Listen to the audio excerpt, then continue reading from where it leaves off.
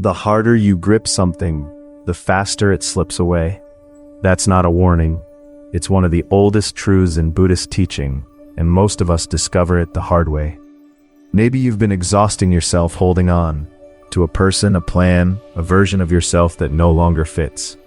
By the end of this, you'll see exactly why releasing your grip isn't giving up. It's the most powerful thing you can do, and it starts with something you're already doing right now. On the banks of a river, a tributary of the Ganges, the rainy season had just ended. The sky was white and clear.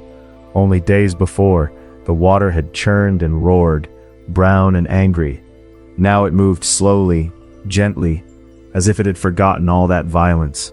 The riverbank mud was still soft. Each step sank a little deeper. Across the water, the far shore was visible, but there was no bridge, no ferry, no easy crossing. If you wanted to get to the other side, you were on your own. A small group of travelers stood there, looking out at the water. One of them gazed at the surface in silence, holding a quiet question somewhere deep inside. The river did not answer. It simply moved, carrying everything offered to it: fallen leaves, temple flowers, the ash of the dead, carrying all of it without preference, without hesitation, towards somewhere none of them could see. Another traveler crouched down and pressed her fingers into the wet mud, as if checking whether the ground beneath her was still real. This is a story the Buddha once told his students. A traveler had been walking for a long time. After a hard and winding journey, he arrived at the edge of a wide river. On the far bank, the land looked calm, peaceful, green and unhurried. That was the place he had been walking toward all along. But there was no bridge, no boat, no one to take him across. So he thought, how can I cross? He looked along the riverbank and began gathering what he could find: drifting branches, dried grass, whatever the water had left behind. Slowly, carefully, he lashed it all together. How long it took, no one can say. Perhaps the sun set and rose again more than once. Perhaps his hands grew raw and blistered. But he kept going, one branch at a time, one knot at a time, and at last the raft was finished. He climbed on, pushed off from the bank, and paddled with his hands, working hard against the current, until he reached the other side. The far shore was everything he had imagined: quiet, beautiful, worth every moment of the crossing. He turned and looked back at the river. The raft sat there on the bank, sturdy, solid, well-made. He stared at it for a long moment. This raft saved my life, he thought. It carried me across. How could I ever leave something so valuable behind? I should take it with me, carry it wherever I go. And so he lifted the heavy raft onto his head and walked on. Here the Buddha paused and asked his students, was that the wise thing to do? The students thought quietly, then answered, no. The raft was made to cross the river. Once the river is crossed, there's no need to carry it any further. He should have left it on the bank, or set it back on the water to drift. The Buddha nodded gently. Exactly, the raft is a tool for crossing. Once you've crossed, you don't need to carry it on your back. Then he said something even deeper. And in the same way, even my own teachings are like a raft. Use them to cross the river of suffering, but once you've crossed, don't cling to the teachings themselves. This is what's known as the parable of the raft, one of the Buddha's most quietly powerful stories. So, what is this story really saying to us? The first thing I notice is the traveler's sincerity. He didn't look for shortcuts. He didn't give up and turn back. He built the raft from nothing, with his own hands, his own effort. There's something genuinely beautiful about that. And the Buddha never criticizes that part. Building the raft was the right thing to do. Without it, there was no crossing. So what's the problem? The problem comes after the crossing. It's about carrying something long past the point where it was needed. Holding on to what once helped us, even after its purpose has been fulfilled. That, the Buddha suggests, is where a quiet kind of suffering begins. In Buddhist teaching, this clinging is called attachment. Holding on to something not because you need it now, but because you once did, and you can't quite believe that time has passed. And it shows up in so many forms. A decision that was right for who you were 5 years ago. A way of thinking that once kept you safe. An approach that worked, back then in that situation, for that version of you. All of those were real rafts, they truly carried you. But when circumstances change and the river is behind you, dragging them along makes every step heavier. There's another version of this too. The belief that because you tried your hardest, the outcome should go your way. But giving everything you have and controlling what happens next are two different things.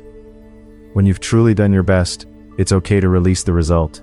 You don't have to carry that too. At the heart of the Buddhist teaching is the idea of impermanence, the truth that everything keeps changing. The river changes every day. Situations shift. What we need shifts with them. What helped us yesterday may not be what we need today. The parable of the raft whispers this to us gently. Doing your best and letting go are not opposites. They belong together. Maybe it's only the people who have truly given everything who know what it feels like to set something down and feel clean. And sometimes the setting down is not dramatic at all. No grand gesture, no moment of resolution. Just a morning when you realize you stopped reaching for what you used to carry, and you can't quite say when that happened. Let's bring this quietly into everyday life. Maybe you poured yourself into a project at work. Late nights, careful preparation. You thought of every angle, every person involved, every possible problem. And still, the response was lukewarm. The outcome wasn't what you hoped. In the nights that followed, you went over it again and again. What could I have done differently? What did I miss? Reflection matters, but if you truly gave everything you had, replaying it endlessly isn't reflection, it's carrying the raft. You did what you could. The result doesn't have to live in your body forever. Put it down. The next river is waiting. Parents know this feeling too. You gave your child everything you knew how to give. Your time, your worry, your love, your mistakes, and you're learning from them. But children grow into their own people. They walk paths you didn't plan. And so many parents spend years, sometimes decades, carrying the weight of "I should have done more. I should have known better." That weight comes from love. But love that can't be put down starts to press on both of you. You did your best with what you knew. Trusting your child to live their own life, that's also an act of love. The same is true in relationships. You showed up honestly. You tried to be kind and present. You cared. But sometimes, despite everything, things fall apart. People drift. Connections end. And the mind loops back. If I had said it differently, if I had noticed sooner. When you've been genuinely present for someone, you don't have to carry the ending like a life sentence. And for the dreams you've carried for years, you worked for something a long time. You didn't give up easily. But there comes a moment when you sense, this path is no longer mine. What makes it hard to turn is the voice that says, after everything I put into this, you can honor everything you put in. That effort is real, and it matters, and you can still make the choice your life is asking for now. Like setting the raft gently back on the water. Not in defeat, but in completion. The hardest part of doing your best is often not the effort, it's the releasing. We explored that deeper tension between holding on and letting go in an earlier teaching. You'll find the link in the description below.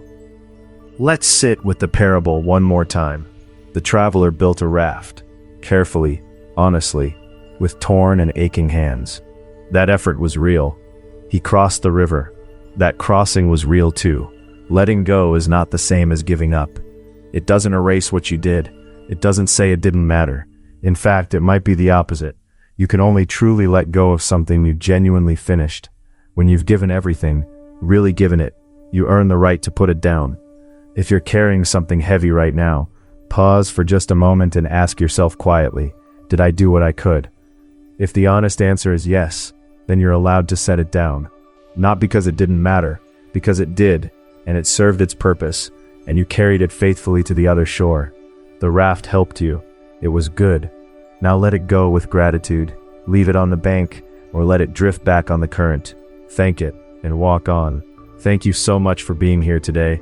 I hope that wherever you are, your next step feels just a little bit lighter.